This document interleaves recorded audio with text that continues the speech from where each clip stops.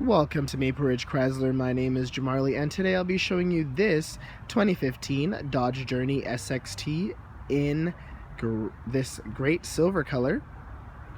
Now, up here at the front of the vehicle, we not only have our quad halogen headlamps, but we also have our fog lamp down here at the bottom. These fog lamps are protected by a hard plastic material, and so during low visibility seasons, you're not going to have to worry about your fog lamps being knocked out by a rock because they'll be protected by this tough material, and you'll be able to see still. Under this hood, we have a 2.4 liter DUAL VVT engine. This engine is great on the fuel economy while still being powerful enough to get you wherever you need to go. Now coming down here to the wheels, we will see our 17-inch completely aluminum rims wrapped in Kumho Solus tires. These tires are actually filled with nitrogen, as you could tell by this silver cap with the blue top. That nitrogen stays a more equal temperature throughout the year, which decreases the leakage that happens, which means you don't have to fill it up a bunch of times, and increases your fuel economy, which is always a win. If we look at these tires, we will see that they have a great amount of tread, so you don't have to replace them anytime soon. Here we have our breakaway mirrors to the side of the vehicle.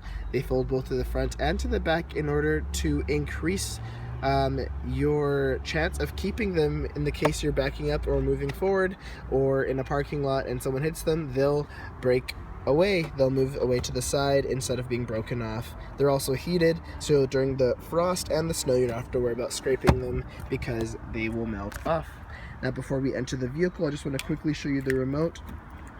It is equipped with your unlock, your lock, and your panic button. But the other really cool thing is that you don't see a key because you don't need it to enter your vehicle, and you also don't need it to start the car, and I'll show you that in a moment. All you gotta do is tap the button and it'll lock the vehicle. As well, you can put your hand in the door and it unlocks. Now let's step inside. Here inside the front door of the vehicle, we will see our front mirror controls, as well as your power window controls and your power lock controls. Your front two windows are auto, which means you tap them once down or pull them once up and they go all the way down or all the way up, which is a really great feature. Here to the left side of the steering wheel, you will see your headlamp controls as well as your interior brightness controls. You can also just set your headlamps on auto and forget it, and they will turn off when the car turns off, of course, but they will also adjust according to the brightness of the day, which is a great feature. Coming down here, you will also see your parking brake and your hood lever. Now I'm just gonna sit in the car and adjust for a moment and turn it on, so bear with me for a moment.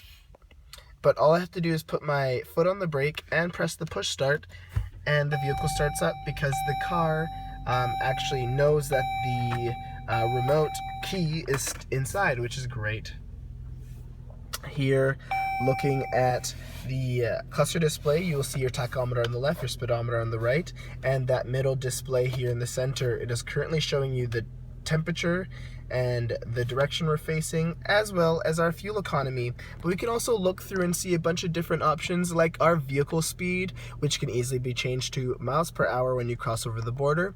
We can also look at our trip information, tire pressure, vehicle information, and this messages section actually keeps everything together, which it'll alert you when you need to service your airbags, change your oil, put more air in your tires, all these kinds of things.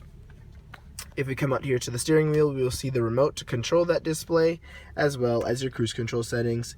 Here in the center, you have your Uconnect screen. We have your radio, of course. We can connect your phone or other mobile media devices via USB or auxiliary jack. We also have our climate control, where we can sync our front climates, or we can have them isolated in different climate zones, which is great for your two front passengers, well, your front passenger and your driver.